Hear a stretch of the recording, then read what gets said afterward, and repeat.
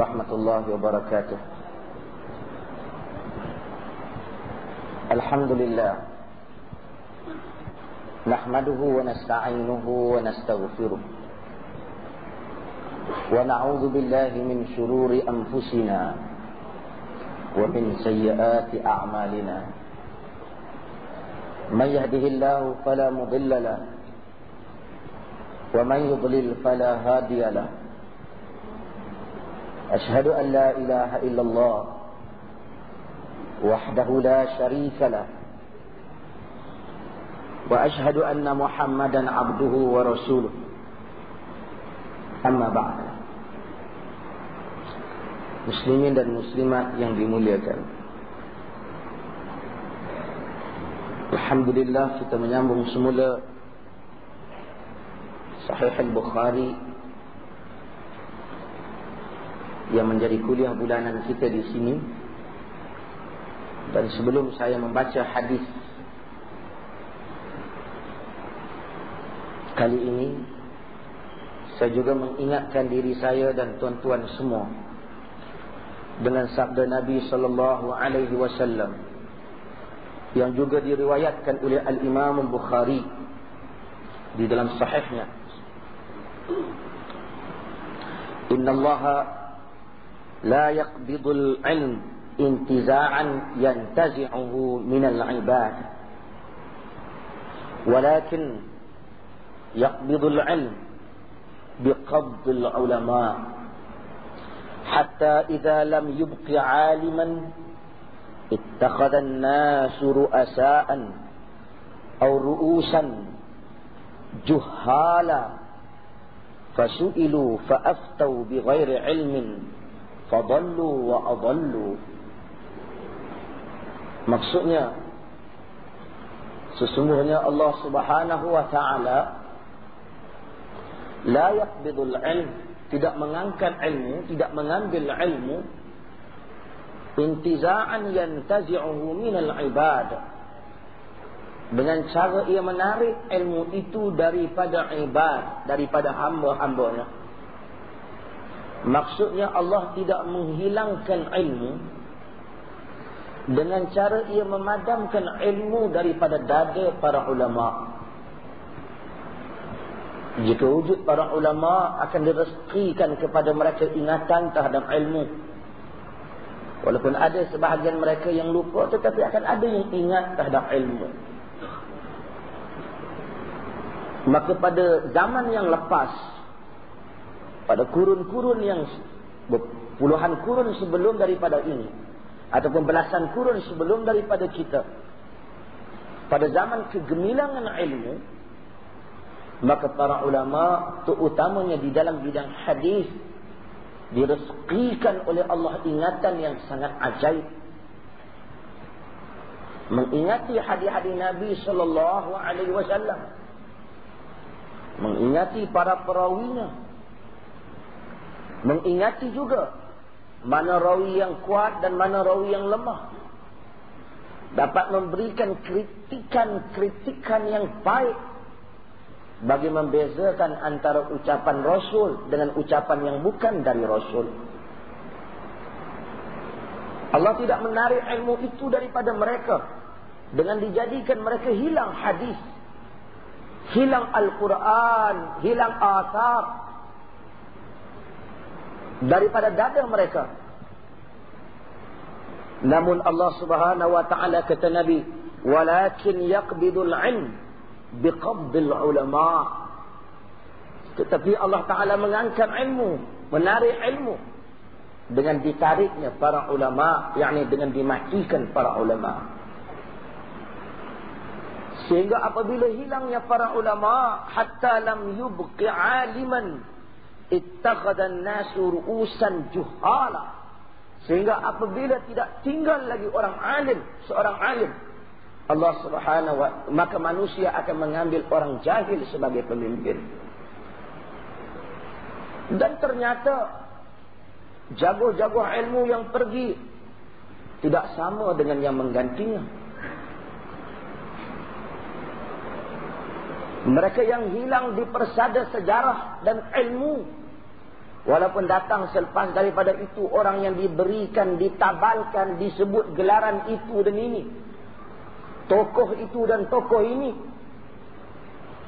namun ketokohan mereka tidak pernah sampai pun walaupun sedikit kepada sikap ahli-ahli ilmu, para ulama yang menanggung ilmu dan membela ilmu pengetahuan. Mereka bukan saja menyebut rujukan mereka Al-Quran dan Sunnah. Mereka membela Quran dan mereka membela Sunnah. Mereka bukan saja disebut sebagai ahli ilmu. Mereka adalah pejuang yang menegakkan ilmu. Sebahagian kebanyakan para ulama telah mengorbankan diri mereka semata-mata kerana mempertahankan prinsip kebenaran dan ilmu. Demikian Abu Hanifah yang diseksa di dalam hidupnya. Demikian Imam Malik. Demikian Al-Imam Syafi'i yang telah diikat dan diheret ke kota Baghdad. Demikian Imam Ahmad yang dipukul keliling Baghdad, yang telah diseksa pada terik tanah panas mentari pada bulan Ramadan, semata-mata kerana mempertahankan prinsip ilmu. Sehingga orang seperti Imam Ahmad disebut imam ahli sunnati wal jamaah.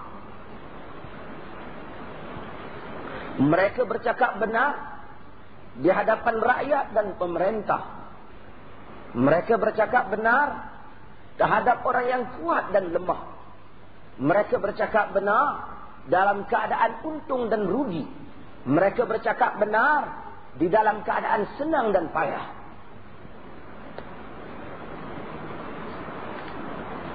Apabila hilangnya golongan yang cemerlang ini, sesiapa yang membaca sejarah Abdul Aziz atau Al-Aziz Abdul Salam,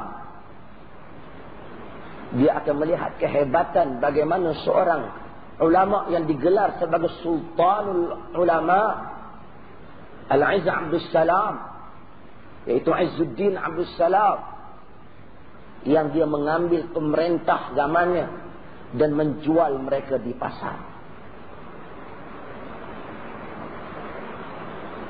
Apabila pemerintah Mesir memusuhi Al-Aziz Abdul Salam, Al-Aziz Abdul Salam keluar daripada Mesir. Di belakangnya ialah rakyat jelata yang kesemuanya mengikut Izzuddin Abdul Salam, keluar meninggalkan negeri Mesir. Sehingga penasihat khalifah menyatakan, tidak tinggal lagi bagi rakyatmu untuk engkau memerintah. Semua rakyat telah keluar bersama alim mereka, yakni bersama ulama mereka.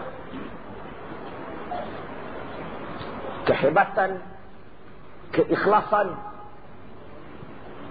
Apabila Izzuddin Abdul Salam melihat pemerintah Mamalik pada zamannya lintas dengan kesombongan di atas kenderaan, dia memanggil nama pemerintah dengan namanya.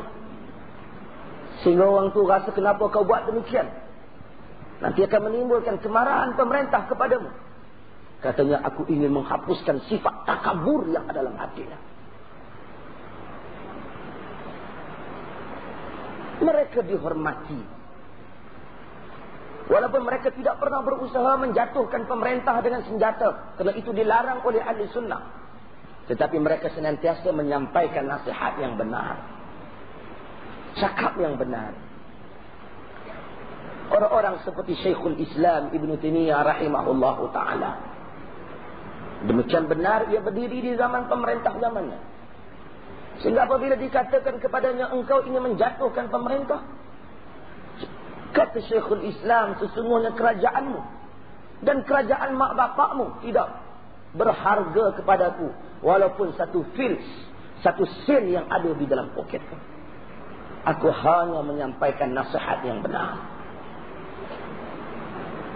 Demikian sikap para ulama. Mereka tidak pernah menuntut kursi pemerintahan, tetapi mereka dihormati kerana mereka tidak pernah mengampu dan senantiasa bercakap benar. Zaman berubah.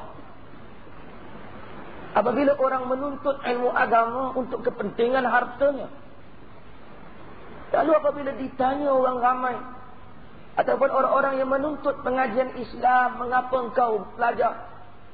Setengah mereka berfikir kerana ini ada pasaran yang baik. Ada ruang pekerjaan yang memampukannya memperoleh harta dan wang. Lalu harta dan wang menjadi tujuan utamanya. Cakap benar menjadi kurang di dalam hidupnya. Saya simpati dengan isu seperti mana saya sebut pada malam lepas.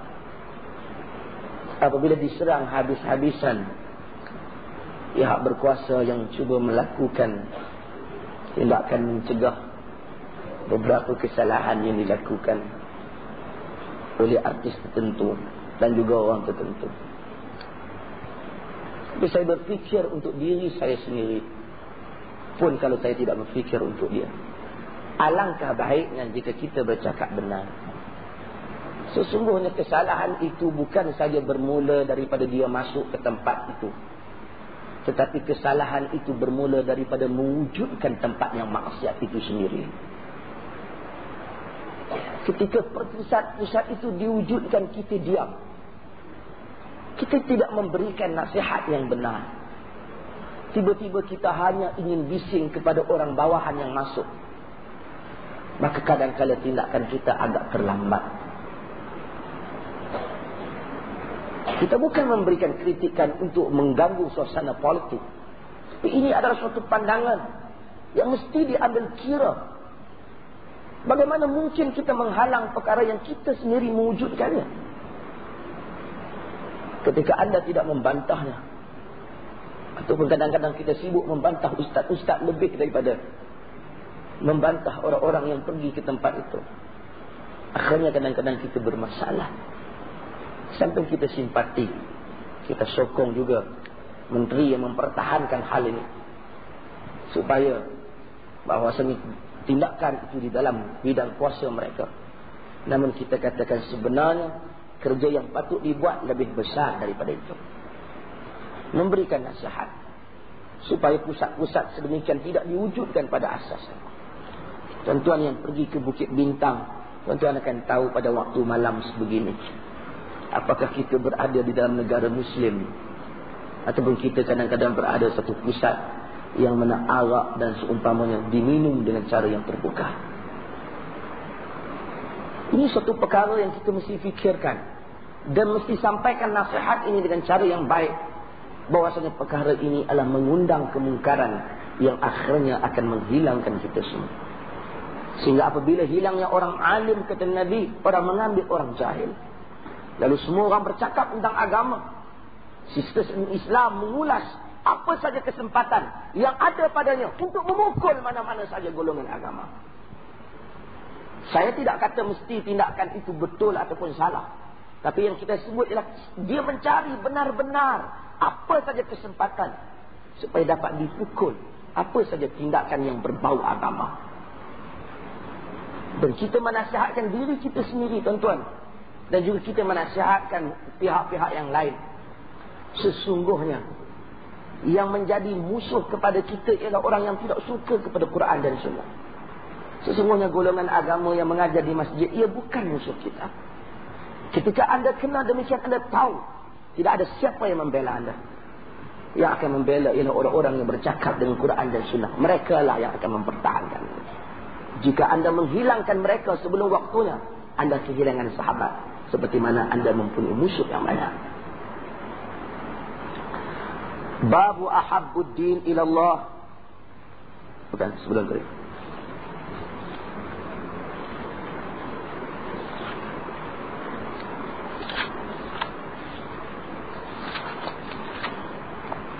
Babu qaulin Nabi sallallahu alaihi wasallam, a'lamukum billah wa ana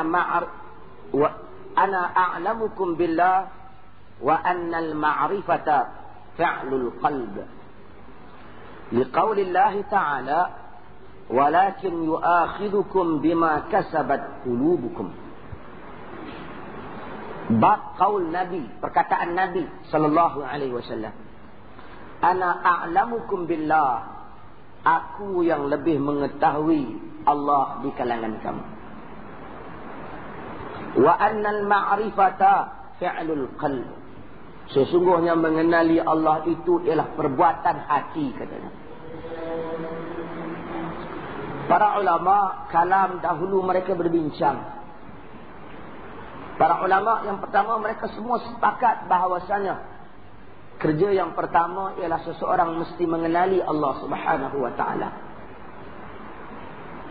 Untuk mengenali Allah Jalla wa Ala, apa dan untuk mendampingi Allah Subhanahu wa taala, apa yang mesti insan buat?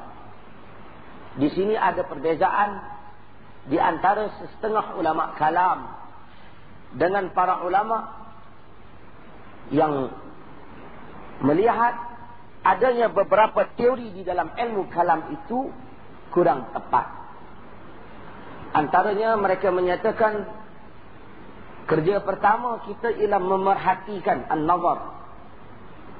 Ini ilmu kalam. Maka setiap orang mesti perhati untuk mengenali Allah Subhanahu wa taala. Perhati alam, perhati berbagai dan berbagai-bagai lagi falsafah mengenai hal ini. Kebanyakan ulama-ulama ahli sunnah dan golongan ahlul hadis, mereka lebih condong untuk menyatakan bahawasanya manusia ini mengenali Allah Jalla wa'ala dengan fitrahnya. Maka kerja mereka yang pertama ialah untuk mengetahui maksud syahadah La ilaha illallah Muhammadur Rasulullah. Kerana itulah pintu untuk mengenali Jalla wa'ala. Dengan mengakui kebesaran Allah, dialah tempat dia abdikan diri. Dan mengakui Rasulnya Muhammad sallallahu alaihi wasallam. Melalui Allah, Quran dan melalui Muhammad, maka dikenali Allah yang sebenar. Nabi sallallahu alaihi wasallam menyebut Nabi adalah orang yang paling tahu tentang Allah. Mustahil ada orang yang dapat berteori tentang akidah lebih daripada apa yang diajar oleh Nabi sallallahu alaihi wasallam. Untuk mengenali Allah ialah perbuatan hati, kata Bukhari. Seorang kata saya kenal Allah, saya kenal Allah, saya kenal Allah, itu kata mulut dia. Kenal tak kenal hatinya. Seperti mana dia faham akidah yang sebenar ataupun tak. Maka kita tengok ramai orang sama saja antara satu sama lain mengaku mengenali Allah. Tetapi dari segi hubungan keinsafannya, kita yang mengucap dengan ucapan Abu Bakar Siddiq radhiyallahu an, tentu tak sama imannya. Firman Allah Ta'ala, "Walakin yu'akhidukum bima kasabat qulubukum." Tetapi Allah mengambil tindakan kepada kamu di atas apa yang dikerjakan oleh hati-hati kamu. Ayat ini dalam Al-Quran Allah menyebut, La yu'akhidukumullahu billaghwi fi aymanikum. Tuhan tidak mengambil tindakan kepada sumpah yang lara yang kamu buat. Walakin yu'akhidukum bima kasabat qulubukum. Tetapi Allah Ta'ala mengambil tindakan di atas apa yang kamu i'tiqadkan di dalam hati kamu. Seperti seorang yang marah lalu menyatakan, kalau aku buat benda ni kafir aku. Misalnya, dia tidak menjadi kafir kerana dia menafikan kafir daripada dirinya. Cuma yang walaupun barangkali cara itu tak bagus untuk dia sebut, tapi dia tidak menjadi kafir dengan itu. Kerana hatinya, selagi mana hatinya masih lagi beriman kepada Allah Jalla wa'ala. Mungkin dia berdosa kalau dia bohong, tetapi selagi hatinya imannya bulat kepada Allah, keyakinannya kepada Allah dan kepada Rasulullah SAW, maka dia pada hakikatnya tidak kafir. Ayat ini juga menunjukkan perbuatan hati diambil kira oleh Allah. Bagaimana pula untuk kita sebut bahawasanya kadang-kala lintasan-lintasan hati dikatakan dalam hadis tak diambil kira. Was-was kita tidak diambil kira. Kita kata was-was, zan, perasaan ingin buat maksiat tak diambil kira oleh Allah. Tetapi azam untuk melakukan maksiat diambil kira oleh Allah Jalla wa'ala. Misalnya, kita memang azam nak buat suatu kemungkaran. Memang kalau dapat kita buat. Cuma terhalang oleh beberapa sebab musabab tertentu, kita tak dapat buat. Sedangkan dalam hati kita memang penuh. Ataupun hampir penuh. Memang kita penuh akan melakukannya. Cumanya yang menghalang kita sebab tadi. Kita nak pergi lakukan satu maksiat. Kita naik kereta kita, mati kereta dengan jalan. Tak sempat sampai ke tempat berkenaan. Dari segi dosa, kita dapat. Kerana itu adalah azam yang putus. Yang tidak dikira berdosa ialah apabila orang tu terlintas ingin buat maksiat. Lalu dia tarik balik. Dia tak azam penuh. Rasa teringin nak buat maksiat. Sekalipun setelah sampai kepada peringkat sehingga dia berada di hadapan wanita yang ingin dia berzina. Seperti mana hadis. Tiba-tiba telit oleh kerana tidak azam dia. Masih lagi ketakutan dia. Bila sampai ke situ, dia hentikan.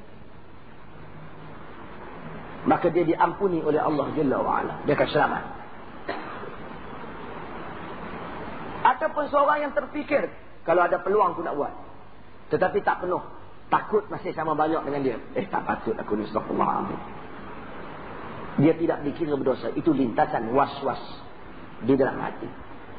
Tetapi yang dimaksudkan dalam ayat ini, bima kasabat qulubukum, yang putus di dalam hati seorang hamba untuk melakukan maksiat. Haddatsana Muhammad bin Salam Al-Baykandi qala akhbarana Abda an Hisham, yani Hisham bin Urwah, an abihi an Aisyah radhiyallahu anha qalat kana Rasulullah sallallahu alaihi wasallam idza amarahum amrahum min al-a'mali bima yutiqun.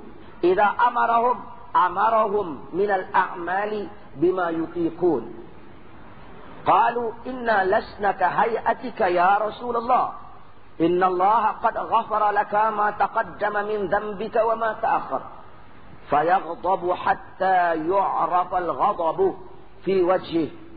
Thumma yaqul inna atqakum wa a'lamakum billahi ana. Kata Aisyah, kana Rasulullah idza amarahum, adalah Rasulullah apabila memerintahkan mereka, yakni perintahkan kaum muslimin dengan satu urusan, amarahum minal a'mali bima yutiqun, baginda akan memerintahkan amalan yang mana mereka mampu. Ini yang dikatakan Islam ini dinun yusuf, agama yang senang. Bila dia perintahkan, dia cari apa yang mereka mampu. Dan semua yang ada dalam inti kandungan Islam ini ialah yang kita mampu. La yukallifullahu nafsan illa usaha. Tuhan tak akan membebankan diri melainkan apa yang dia mampu. Kalaupun ada perkara yang mungkin mampu dan tidak mampu, berbeza. Seperti haji, dia menyatakan Allah Ta'ala wajibkan haji man istata'a ilaihi sabila, kepada orang yang mampu untuk melakukannya. Bagi yang tak mampu, tidak dikira sebagai berdosa. Maka demikian semua keperluan agama di dalam daerah kemampuan kita. Agama ini dua, buat dan jangan buat. Sama ada kita disuruh buat ataupun kita dilarang buat. Apa yang Islam suruh buat, semuanya kita mampu. Nafsu kita saja kadang-kadang menolaknya. Mungkin yang berat ialah jihad pada jalan Allah, yang menghabiskan pengorbanan darah. Itu pun insan mampu sebenarnya jika ia memahami tentang kepentingan jihad itu bagi memelihara dirinya sendiri. Jihad itu jika tidak ada, manusia memang tidak dapat hidup. Jihad adalah maslahah, kepentingan. Sebab itu wajib kita i'tiqad semua yang diperintahkan oleh Allah di dalam agama li maslahatil ibad, untuk kebaikan hamba semata-mata. Tak mungkin ada dia perintah untuk kebaikan Tuhan. Apa yang Tuhan suruh memang untuk kebaikan kita. Tidak ada kepentingan Tuhan. Tuhan Jalla wa'ala ghaniyul hamid. Faman yashkur fa innama yashkuru li nafsi, wa man kafara fa innallaha ghaniyul hamid. Siapa yang bersyukur, sesungguhnya dia bersyukur untuk dirinya sendiri. Sesiapa yang kufur, Allah Ta'ala maha kaya, lagi maha terpuji. Ini tak ada masalah bagi Tuhan. Sebab itu kalau orang tu bebar, aku tak mau, aku marah suruh rezeki kurang, aku tak mau sembahyang hari ni. Tak ada rugi Tuhan. Engkau yang rugi. Semua yang dia berikan, jihad yang difardukan pun dalam kemampuan kita dan kepentingan kita. Orang kafir yang tak difardukan jihad, mereka pun berperang. Mereka, dia berperang, tak ada kewajipan jihad pun dan dia. Terpaksa juga dia pergi ke negeri orang lain berperang dan dia mati banyak. Sekarang, Vietnam yang tak pasal-pasal, terpaksa peranglah mereka. Untuk mati kerana mempertahankan harga diri dan maruah. Perkara itu dilakukan oleh semua manusia Islam ataupun tidak. Cumanya apabila satu orang Muslim menganut Islam, tanggungjawab itu dinamakan dengan jihad. Kalaupun orang lain mempertahankan bangsa, Islam jadikan engkau hidup mempertahankan maruah agama. Yang mana engkau anut, bangsa adalah aliran darah engkau. Islam buka daerah yang lebih besar, kau pertahankan kepercayaan engkau. Ramai orang tidak beriman pun terpaksa juga mati kerana mempertahankan hudud sempadannya, kerana mempertahankan daerah ketenteraannya, kerana mempertahankan negerinya.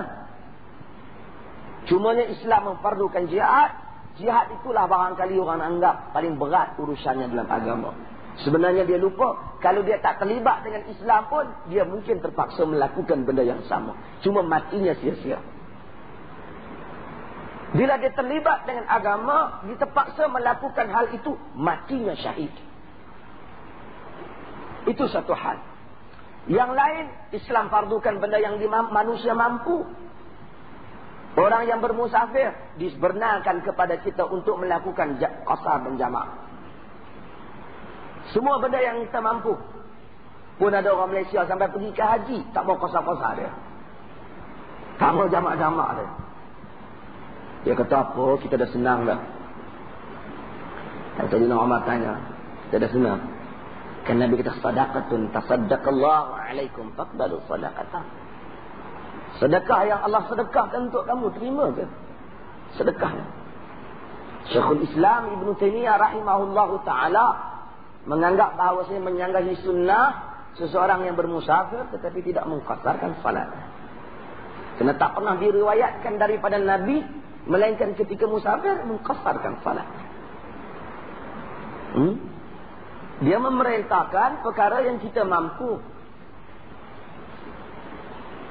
Seperti hadis Jamnah bintu Jahsh, bila datang kepada Nabi dalam hadis istihadah, baginda bagi peluang kepadanya untuk menjamakkan sembahyang disebabkan akan darah yang turun daripada istihadah.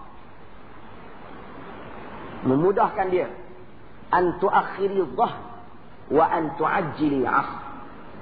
Engkau mensegerakan zuhur, engkau melewatkan zuhur, dan engkau mensegerakan asar.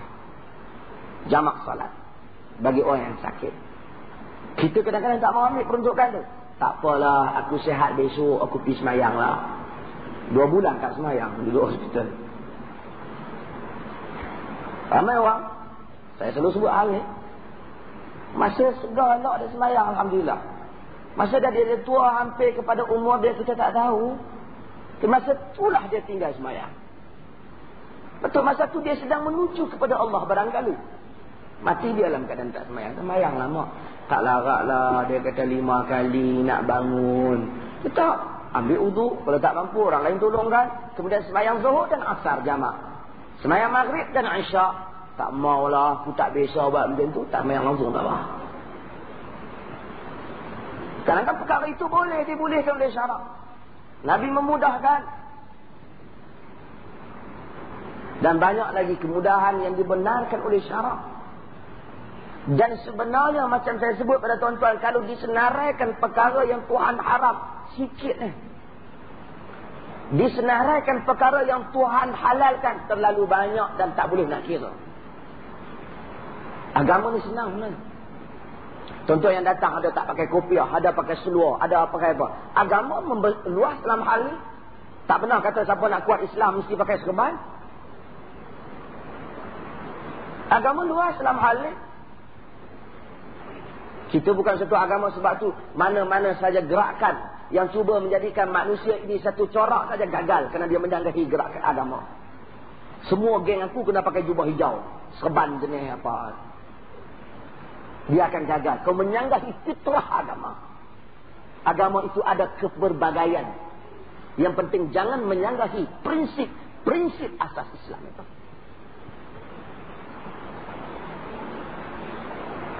Semua apabila dia perintahkan benda yang kita mampu. Cuma kita rasa beban untuk bawa Islam dan mengamalkan Islam pada zaman ini di atas beberapa sebab. Yang pertama, kerana kita menggunakan fiqh mu'assir, fiqh yang menyusahkan.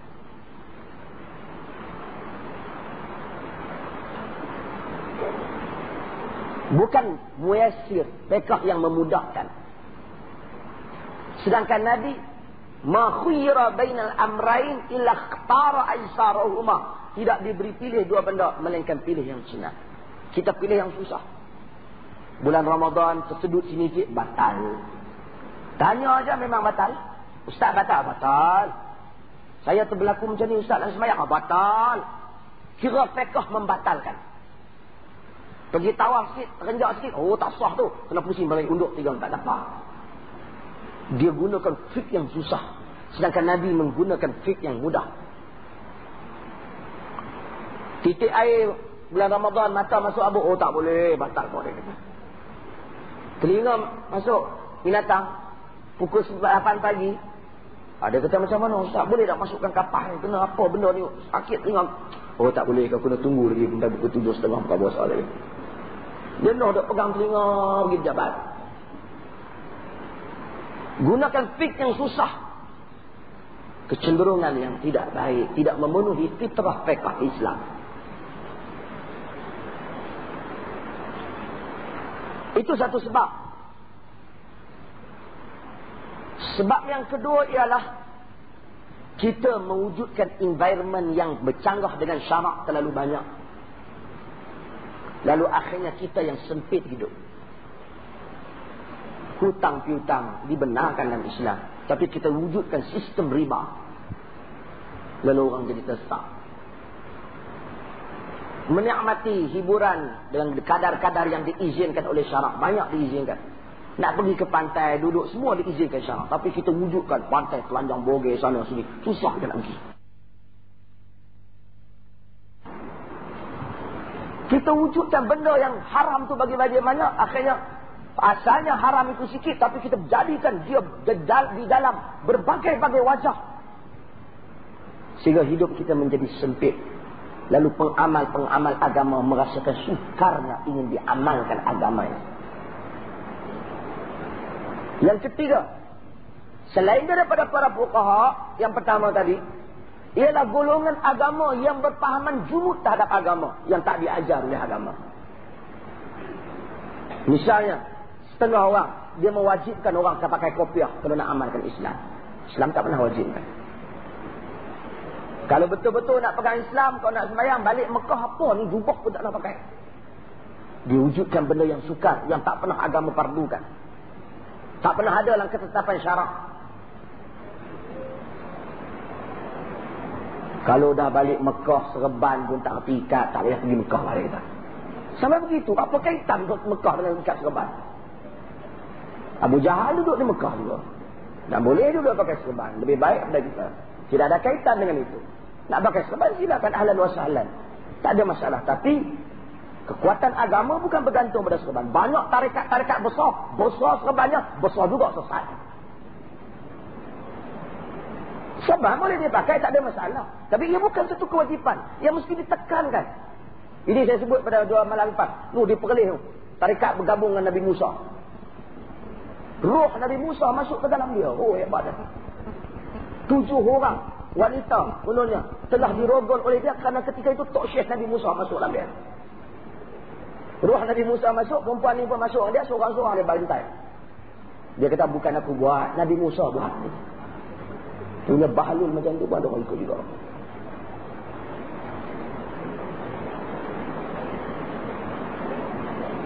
Artinya Ini satu keadaan. Orang yang faham Islam tu dia suka sukarkan orang. Sebab tu saya selesa kalau orang datang kuliah ni. Bukan saya suruh. Berbagai-bagai anak muda. Kita boleh ambil dia datang kuliah. Tengok dia berjalan-jalan. Kau nak datang kuliah macam mana? Pakai seluar balik. Kau akan tekat dulu. Tak nak. Datang terus dia. Kita jangan buat satu peruntukan yang tak dibuat oleh syarak. Akhirnya dia menjadi beban. Sedangkan agama tak pernah bebankan dia macam tu. Dia datang t-shirt ke dia datang. Apa itu hal dia? Cuma orang yang nak mengajar itu adalah nilai-nilai tertentu. Yang disebut nilai itu oleh para ulama hadis dan fuqaha juga. Takkanlah saya main mengajar pakai t-shirt ke keluar seluar jin ya. Itu lainlah. Tetapi bagi tuan-tuan yang hadir, kebebasan. Supaya jangan kerana Nabi SAW idza amarahum bima yutiqun. Bila dia perintahkan sahabat, dia perintahkan benda yang mereka mampu. Sebab itu dia marah apabila sahabat berfatwa. Sebagian mereka ditanya dalam hadis riwayat Abu Dawud, apabila kepala satu orang kena sakit pecah, adakah bagi aku kelonggaran untuk aku tak mandi? Mereka kata lah. Tak. Kau mesti mandi. Dia pun mandi. Kerana dia berjunuk. Mati dia. Nabi kata qatalahu Allah. Atau qataluhu qatalahumullah. Mereka bunuh dia. Allah Ta'ala bunuh mereka. Seolah-olah Nabi marah. Ala syifa'ul ain as-su'al. Sesungguhnya ubat kepada kejahilan itu tanya. Tanya. Ada tayamum peruntukan dalam syarak. Dan berbagai-bagai lagi. Kata Aisyah. Qalu, kata mereka, inna lasna ka hayatika ya Rasulullah. Wahai Rasulullah, kami tak macammu. Kenapa bila ada sahabat dan sebagian riwayat mereka salat sehingga tak mau tidur. Sebagiannya mereka berpuasa sehingga tak mau buka. Sebut perkara sahabat radhiyallahu anhum melihat Nabi banyak memudahkan mereka dan memerintahkan mereka dengan benda-benda yang mereka anggap ringan bagi mereka, bagi setengah para sahabat yang sangat bersemangat.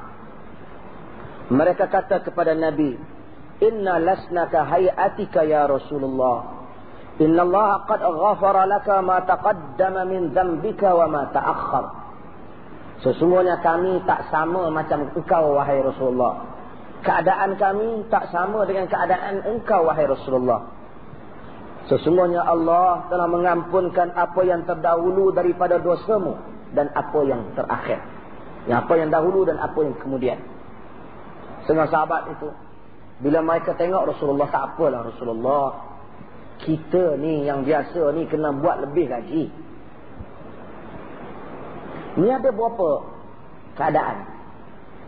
Setengah keadaan ini berlaku yang pertama, apabila orang tu dia rasa dia telah banyak habiskan umurnya dalam keadaan tak mendekatkan diri pada Allah. Bila dia dapat kesedaran Islam, dia macam terkejut. Bila dia terkejut, dia seolah-olah semua dia nak buat balik. Semua perkara dia nak laksanakan dengan sehebat-hebatnya. Maka ketika itu kadang-kadang ada harta dia habis dibelanjakan. Dia tak tinggalkan untuk keluarganya dan untuk dirinya. Kadang-kadang dia duduk di masjid, dia sembahyang sampai tak hadir ke tempat-tempat penting, tempat pekerjaannya. Kadang-kadang dia tinggal kaum keluarganya. Kadang-kadang habis dia buat tindakan kerana seolah-olah dia nak counter balik semua sepanjang umur dia yang mana telah dia tinggalkan. Hal ini bukan berlaku pada orang kemudian. Berlaku pada zaman Nabi SAW. Ada wanita yang ikat tali di masjid seperti Zainab, yang nak bergantung kerana nak bertahan, nak solat juga. Sebab itu banyak hadis-hadis yang larang seperti ini. Dan Nabi SAW menyatakan, Inna Allah la yamul hatta tamul. Sesungguhnya Allah ini tidak jemu, kamu yang jemu nanti. Jangan buat begitu. Karena inna ahabbal amali ila Allah Ta'ala atau ila Allah ma dawama alaihi sahibu. Karena amalan yang paling Allah suka, yang mana tuan yang beramal itu meneruskannya, berterusan. Kalau dia buat, saya inilah semangat aku baru dapat ni fadilat, kelebihan sembahyang tahajud ni. Malam tu dia sembahyang 40 rakaat. Malam kedua tak boleh dia dah. 30 dia. Malam ketiga dia buat 20. Malam keempat 6 cukup lah dah. Terus 10 cukup. Malam kelima tak boleh dia dah. Tak larat dah. Maka lebih baik dia bangun dengan sedikit 2 rakaat, memenuhi maksud hadis. Kemudian tu dia meningkatkan lagi. Lebih baik kerana ia akan berterusan. Dan Nabi tahu psikologi orang. Iman, al-imanu yazidu wa yanqus. Iman itu bertambah dan berkurang. Ini hari kau semangat, nanti kau hilang semangat, semuanya hilang. Bagi kita yang faham Islam, tuan-tuan muslimin dan muslimat sekalian, bila tengok orang berkuat nak pegang Islam, kita tahu dia bukan kontrol, dia tak apa betul lagi. Kita kena bagi nasihat yang baik. Dia tengok saya tak maulah, banyaklah dunia ni, ambil lah semua harta saya, tinggal rumah ni sebiji, kereta buruk cukup. Kita nanti.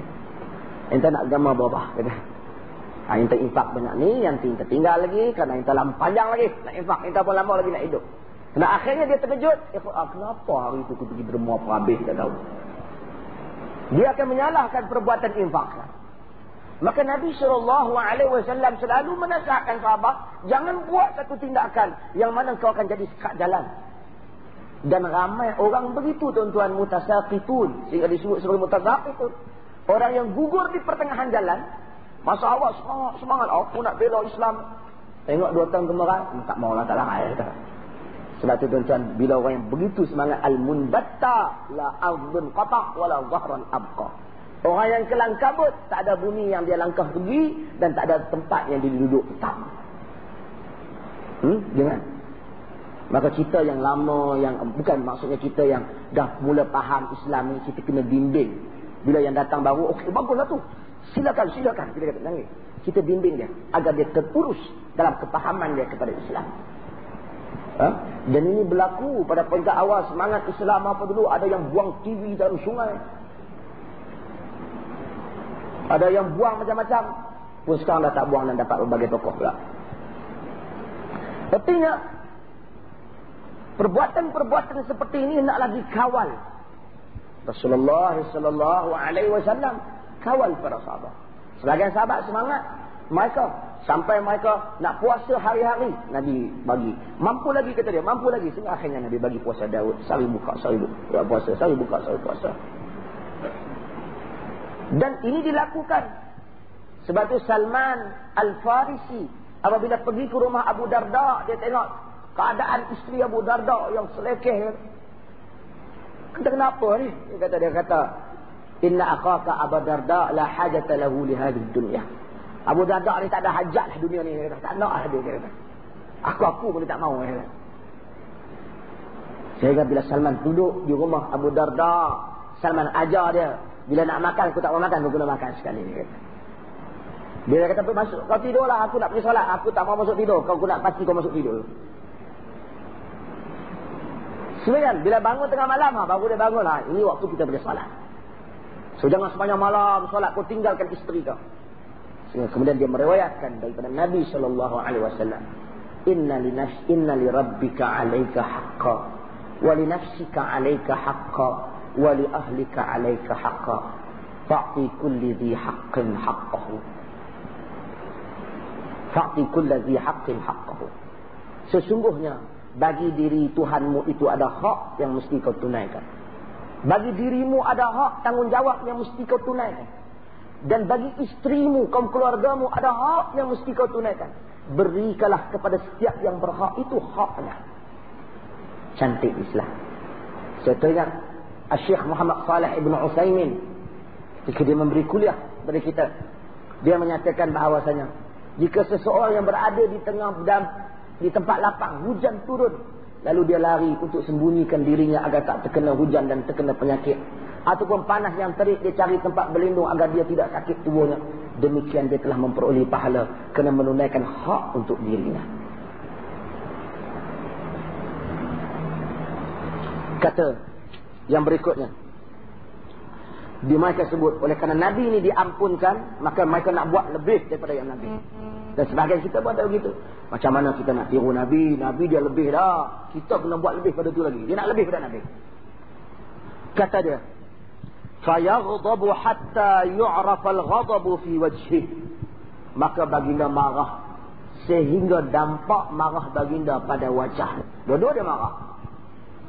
Cuma yang sana ada kadar-kadar marah dia lah. Tak aku nak amal Islam pun kau nak marah. Kita kata Nabi marah belaka. Yang mana tak mau Islam pun Nabi marah. Yang mana mau Islam tapi tak mau ikut peraturan sunnah pun Nabi marah. Demikian kita pun marah juga. Dia kata aku nak buat Islam, apa salahnya kami nak baca ni. Orang lain lagi teruk tu, kenapa kau tak pergi marah? Kita kata Nabi marah dua-dua sekali. Yang tak mari masjid pun dia marah. Yang mari masjid buat tak betul dengan ajaran dia pun dia marah. Ini kita kena betul kan? Setelah orang dia kata-kata amalan ni tak dibuat oleh hadis Nabi. Apa duk kalut-kalut? Ini dah orang nak buat baik, dia kata. Marah orang yang tak mau buat baik. Kita kata Nabi marah dua-dua. Kerana dua-dua merupakan kesalahan.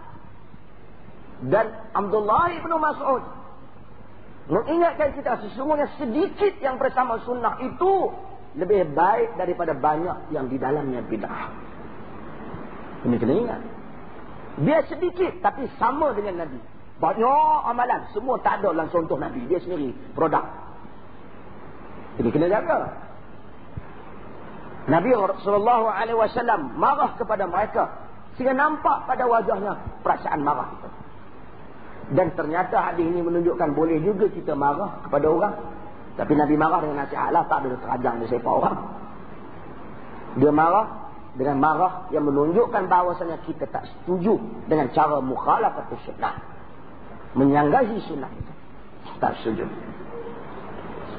Summa yaqul, kata Nabi, inna atqakum wa a'lamakum billahi ana. Sesungguhnya orang yang paling bertakwa dan paling tahu tentang Allah, aku. Kamu ni nak reka sendiri. Orang yang paling takwa ni aku, kata Nabi. Dan orang yang paling tahu tentang Allah, aku. Ikut yang aku buat tu, jangan reka. Itu maksudnya. Ikut yang aku buat, jangan buat peraturan yang lebih daripada itu. Sehingga kau rasa kau nak buat sendiri. Kerana akulah yang lebih bertakwa. Kadar aku buat inilah kadar takwa.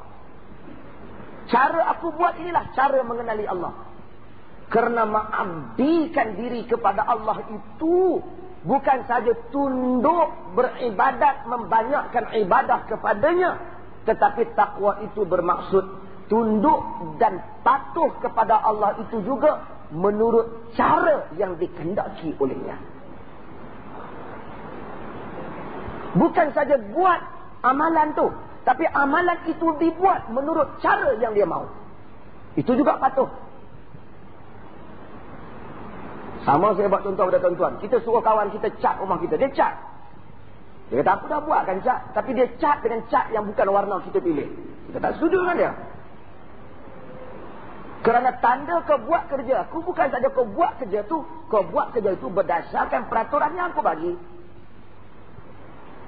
Maka tanda tunduk kepada Allah itu bukan saja mengabdikan diri dalam arti kata ibadat itu, tetapi ibadat itu ditunaikan melalui cara yang Allah kehendaki. Yang maha mengetahui tentang kehendak Allah di dalam masalah ini ialah Rasulullah sallallahu alaihi wasallam. Wa ana atqakum wa a'lamakum billah. Aw inna atqakum wa a'lamakum billahi ana. Yang lebih takwa, yang lebih tahu tentang Allah aku. Jadi kalau nak ikut aku. Laqad kana lakum fi Rasulillahi uswatun hasanah. Ini mengingatkan diri kita dan menginsafkan kita.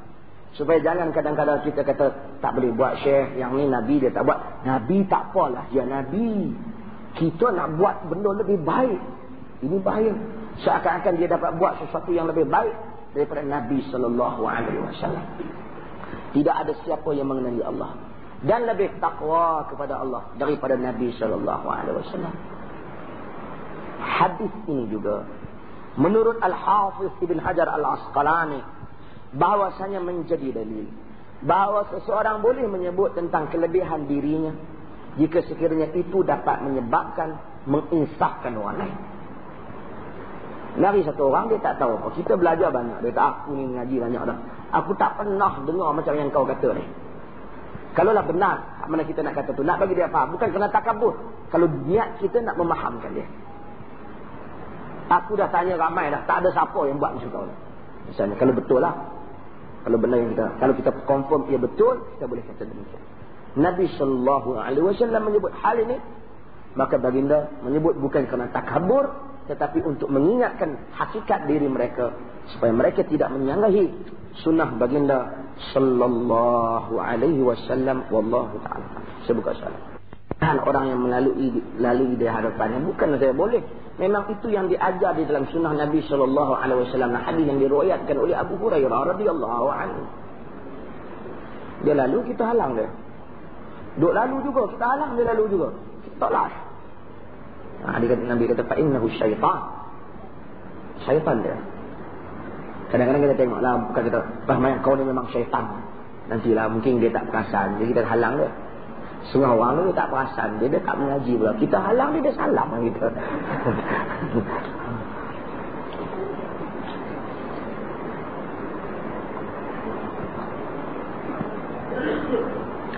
Adakah solat jamak bagi orang sakit?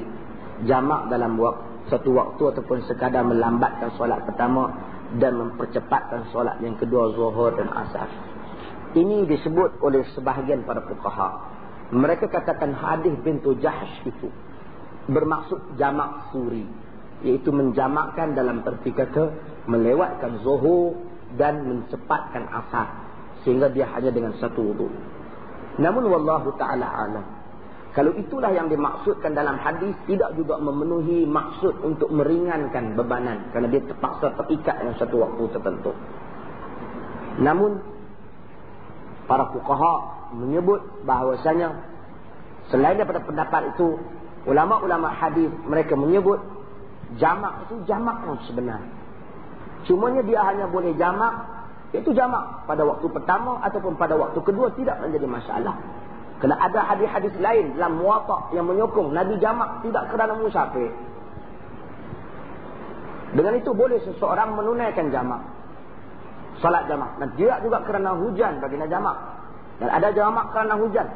Cumanya ketika ia jamak, ia tidak boleh qasar kerana ia bukan musafir. Zuhur 4 rakaat dan asar 4 rakaat. Ada beberapa keadaan bila kita tak musafir, kita tidak boleh qasarkan. Seperti kita di dalam perjalanan. Dalam perjalanan kita naik bas umpamanya, terutama perempuan kadang-kadang. Dia nak naik bas misalnya di Pudu. Dia tahu bila nak naik bas di Pudu, nanti dia balik kampung daripada universiti, kawan-kawan dia beg, tak boleh nak tinggal, tak boleh apa. Ataupun dia nak pergi daripada rumah dia nak naik bas yang tiba dapat nanti beg dia takut hilang, takut apa, dia bimbang tentang keadaan diri dia. Dia sembahyang siap-siap di rumah dia. Bila dia nak keluar misalnya pada pukul 8, dia sembahyang maghrib dan sembahyang isyak. Dia jamak di rumah dia 4 rakaat isyak. Dia jangan buat 2 kerana dia bukan musafir lagi. Dia tak boleh untuk mengqasarkan. Bagi memudahkan urusannya, maka dia boleh jamak. Demikian juga orang-orang yang kerja-kerja yang menjadi beban kepadanya jika ia tidak jamak, menjadi kesusahan kepadanya. Seperti doktor bedah, pakar mereka yang bedah orang.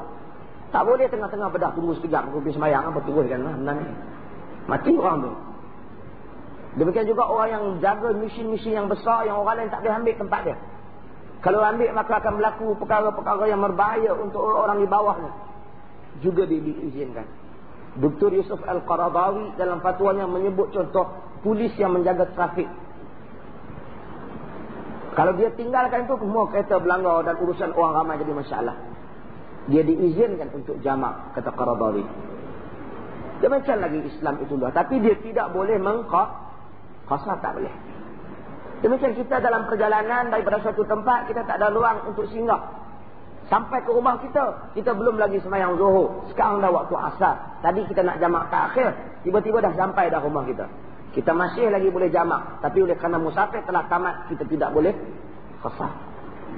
Inna ad-dina yusr. Agama itu mudah.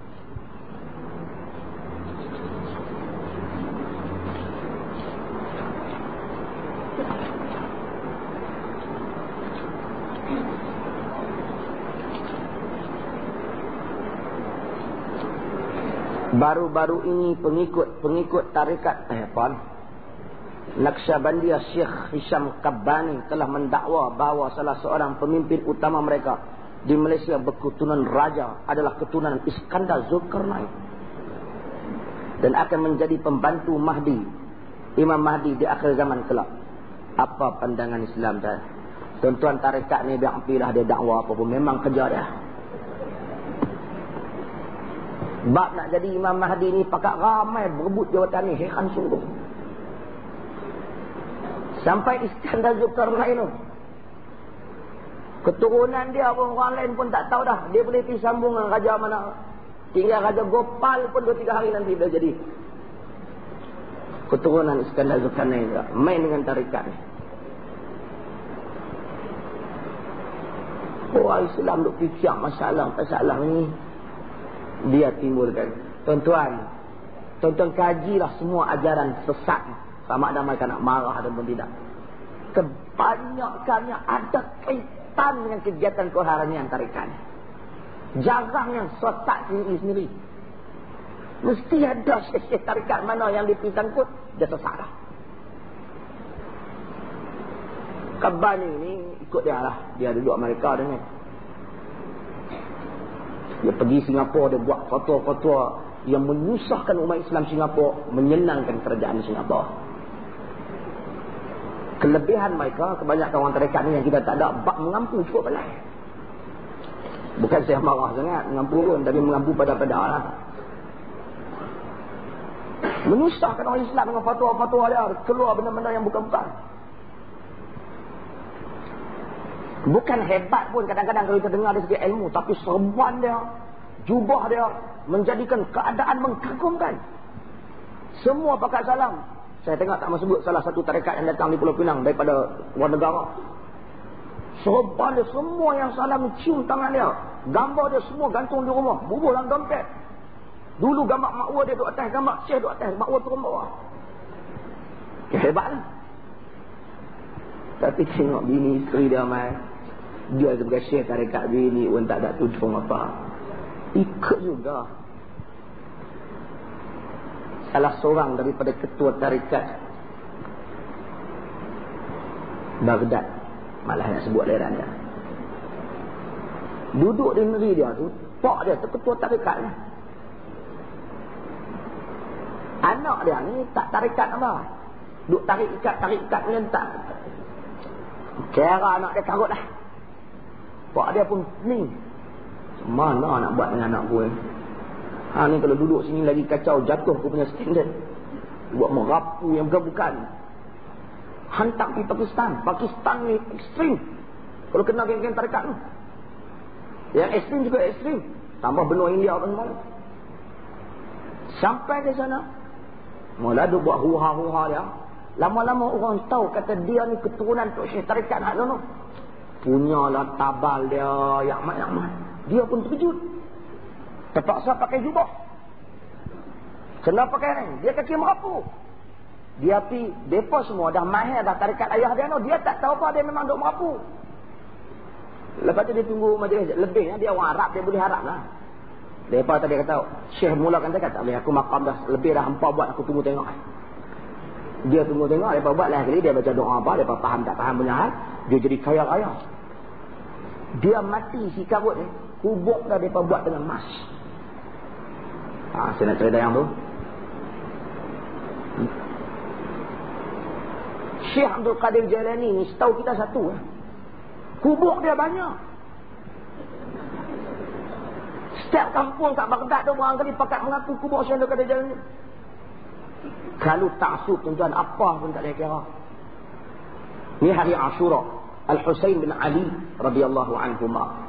Kita cinta kepada Al-Husain, cucu Nabi, dan kita bukan cinta dengan kematian yang telah berlaku, yang dibunuh. Dia dibunuh oleh orang Syiah di Kufah. Kita yakin benarlah kepala Sayyidina Husain ni satu ya. Kepala dia merata dah. Kepala pancung Mesir ada, di Iraq ada. Kepala ni bukan kepala lutut. Kepala lutut banyak lah. Tapi dengan taksub kawan ni mengaku ni kepala Husain di sini ni. Orang nak mengaku, tuan-tuan, Ini semua ekstrim ni tuan-tuan. Taksub buta ni jangan terpengaruh. Bila nak mengampu siapa-siapa, dia bubuh tabal. Raja ni keturunan Zulkarnain. Siapa pun tak tahu tipis keturunan Zulkarnain ni. Raja Gopal pun kalau ikut dia, boleh pergi kepada keturunan Raja Bahra. Main tabal kalau tidak tak tunggulah Imam Mahdi dengan bah 2 tingkat. Ni sungguh-sungguh. Artinya, saya bukanlah nak kecam, nak tarikat ni, tapi serabut. Orang Islam ketika diminta berfikiran canggih, berfikiran maju, berfikiran semua anti kepada khurafat, anti kepada kabut. Wahai benda-benda ni, jadi seleket. Berebut jawatan Imam Mahdi tu. Saya dah pernah cerita dah tuan-tuan sini. Salah mufassir kenal Salah Abdul Fattah Khalidi, Syekh Salah Abdul Fattah Khalidi. Satu hari kami dalam majlis tafsir kuliah dia. Satu orang mari dalam masjid Abdul Rahman bin Auf Jordan. Satu orang Syekh kita kenal. Satu orang bila mari ke masjid dia kata, Syekh, Assalamualaikum. Urid al-takallam. Dia kata, ni malah? Man anta? Aku nak cakap. Kau siapa? Dia kata, anak Imam al-Mahdi. Aku Imam Mahdi. Syekh kata maaf, kata masjid ni memang dia tak bagi kat Imam Mahdi cakap. Dia kata, Assalamualaikum. Aku balik. Kata dia kali pertama tengok Imam Mahdi berkelakuan baik. Katanya hak sebelum dia muncul semua kelakuan kabut. Imam Mahdi apa baiklah kan. Tu kali pertama Imam Mahdi yang mau berdamai dengan orang. Kerana mengaku Mahdi lah pertumpahan darah di Masjidil Haram tentang ini.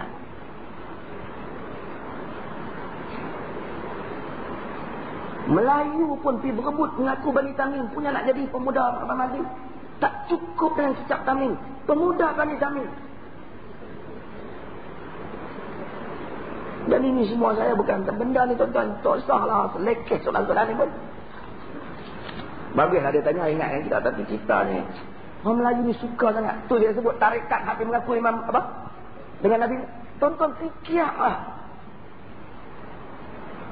Dia mengaku dengan roh Nabi Musa masuk dalam badan ni ada orang pikun. Kalau dia kata roh setan masuk dengan dia akan boleh gegah kita percaya. Mengaku Imam Nabi Musa masuk, ada pengikut-ikut. Siap orang wanita boleh masuk dalam bilik, dia kunci duk nasihat-nasihat dia tak minta maaf. Roh Nabi Musa mai lah. Dia celapak nak perempuan tu. Perempuan tu kata alhamdulillah lah dapat bersama dengan Nabi Musa. Lepas kena sebulan tu duk fikir bodoh juga aku dia kata. Baru buat aduan kepada pihak berkuasa. Dan sedang nak bicarakan. Mangkuk air sini.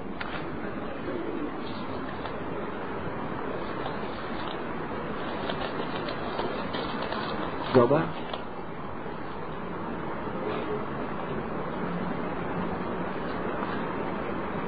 Ustaz, mengapa kita jarang terdengar hadis yang diriwayatkan oleh ahli keluarga beliau seperti Siti Khadijah, Fatimah dan sahabat-sahabat besar Abu Bakar, Abdul Rahman, Zubair, sedangkan kedudukan mereka hampir dengan Rasulullah SAW dan sering sama. Tuan Khadijah wafat sebelum daripada Nabi wafat. Macam mana dia meriwayatkan hadis Nabi itu ada lagi selepas pada tu. Fatimah wafat lebih kurang 6 bulan selepas daripada wafatnya Rasulullah SAW. Abu Bakar Siddiq pemerintahnya 2 tahun dan ketika itu periwayatan tak sangat diperlukan kerana kebanyakan sahabat mengetahui hadis-hadis Nabi SAW. Pelaksanaan yang perlu. Pada zaman Umar dah mula banyak sikit dia riwayat kerana pelaksanaan dan penerangan perlu. Adapun mereka yang hidup selepas daripada itu seperti Anas bin Malik, Abu Hurairah radhiyallahu anhu dan sahabat-sahabat yang lain, mereka perlukan meriwayatkan hadis kerana orang yang selepas daripada itu mustahak untuk mengetahui hadis kerana mereka kebanyakannya bukan sahabat. Bukan masalah tu. Ini Syiah pula dia kata mana hadis ni, mana hadis ni.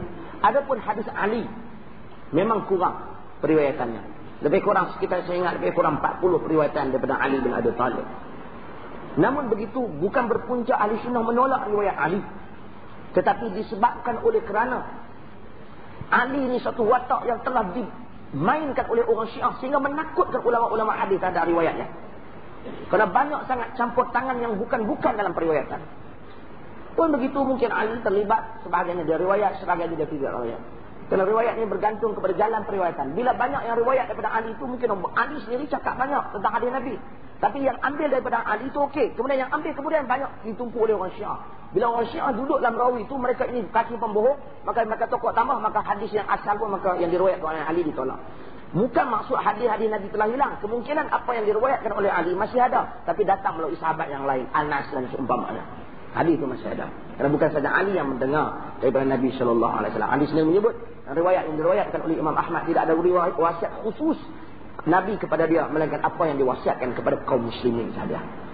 Wallahu ta'ala alam. Allahumma atina fi sana taqwa wa zakkiha wa anta maulaha wa sallallahu ala nabiyyina Muhammad walhamdulillah.